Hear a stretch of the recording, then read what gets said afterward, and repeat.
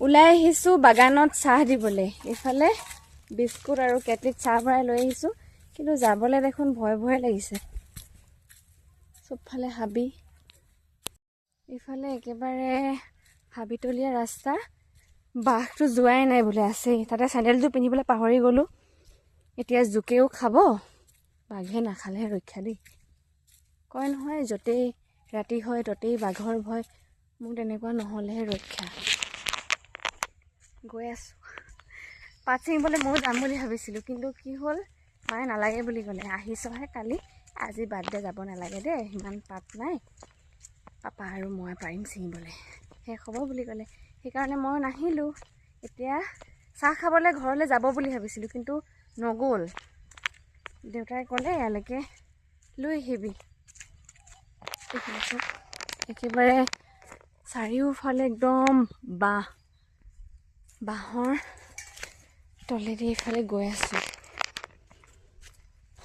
মাহঁতে ইয়াত ছিঙি আছে এইখন বাৰীত। যাবলৈ তেনেকৈ এইফালে ৰাস্তা নাই, হাবিৰ মাজেদি আহিব লাগে। বাগানখন আছে হাবিৰ মাজত। মই সেই চাহপাতৰ দাম 4 টকা হৈ থাকোঁতেই মই পাত ছিঙিবলৈ অহা।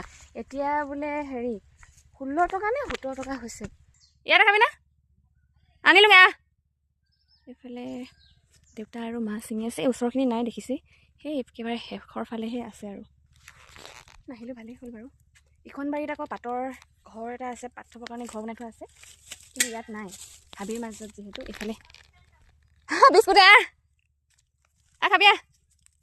সেয়া বৌৱে সুধিলে কিহে খাবি চাহ পানী বুলি মাতি পঠাইছে।